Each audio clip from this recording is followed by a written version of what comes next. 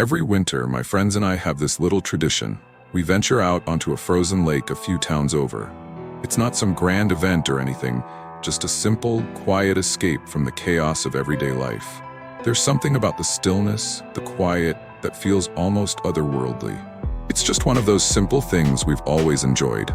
Call us weird, but we can never get enough of the serenity.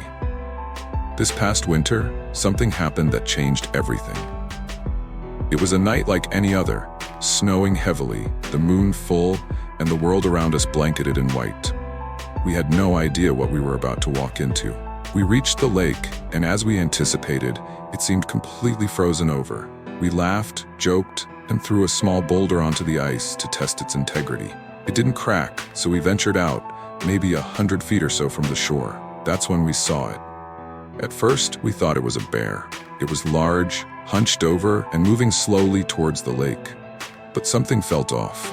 The way it walked wasn't quite right. Too upright, too human. And then, as it moved closer, we realized the truth.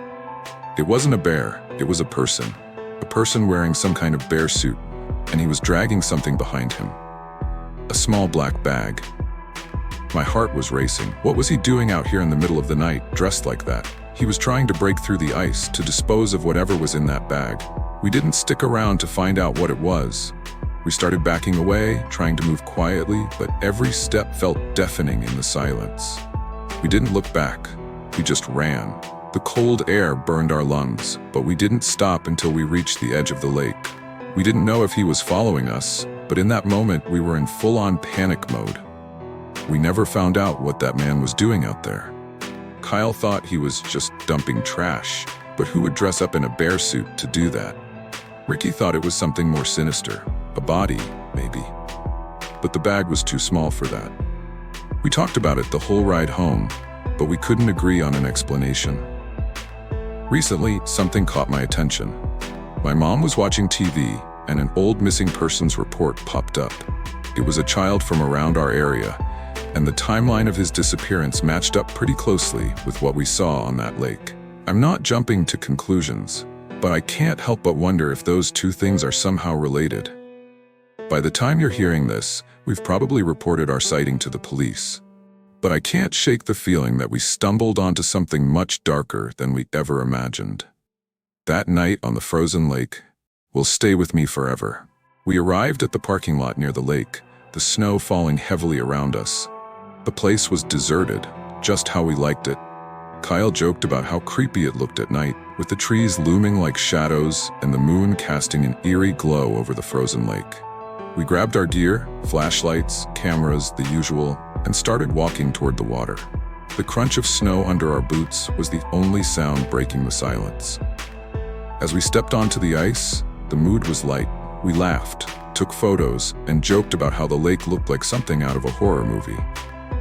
But then Ricky pointed out something strange. Tracks in the snow near the edge of the lake.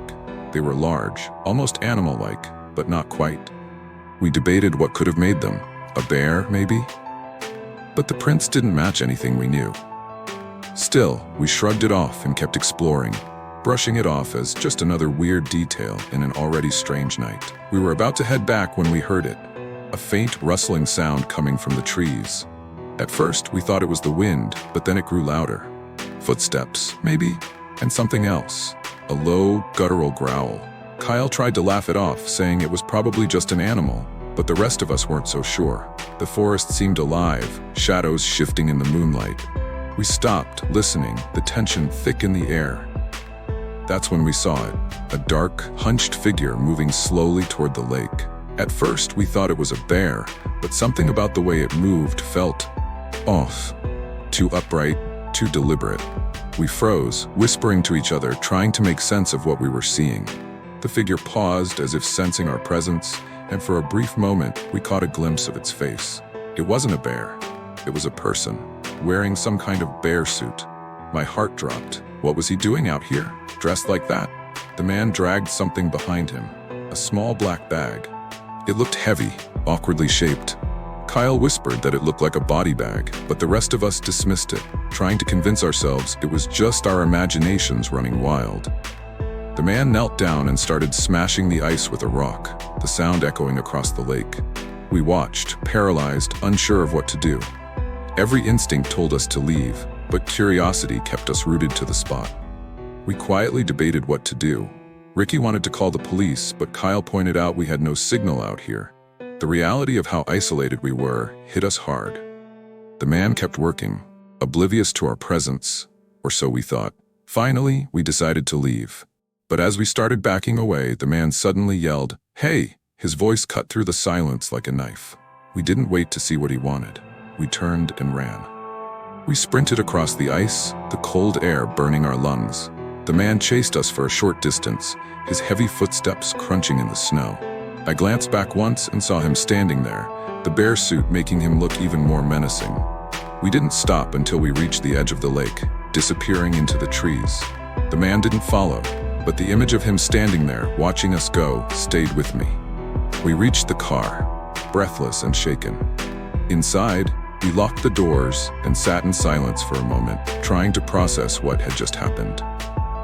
Ricky was convinced we'd witnessed something sinister, but Kyle tried to downplay it, saying it was probably just some weirdo playing a prank.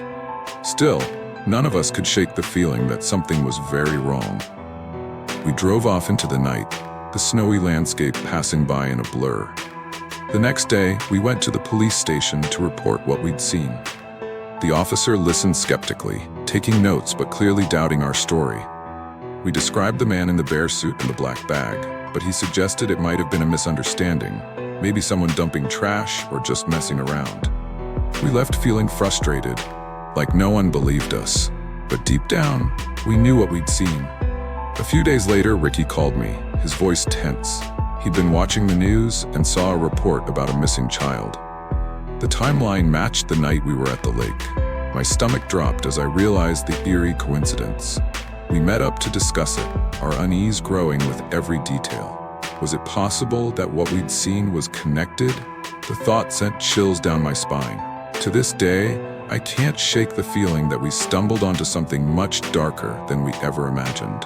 That night on the frozen lake stays with me, a haunting reminder that sometimes the quietest places hold the darkest secrets.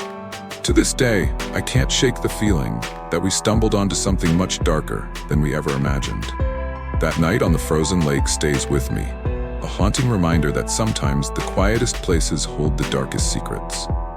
We never found out what happened to that missing child, or if the man in the bear suit was ever caught. But I do know this. The world is full of stories that go untold, of mysteries that never get solved, and of people who vanish without a trace. And sometimes, those stories are closer to home than we'd like to believe. So, the next time you find yourself in a place that feels too quiet, too still, trust your instincts. Because not every shadow is empty, and not every sound is the wind. Some secrets are better left undisturbed, but others demand to be uncovered. And if you ever hear footsteps behind you in the woods, or see something that doesn't quite make sense, don't wait to find out what it is. Just run.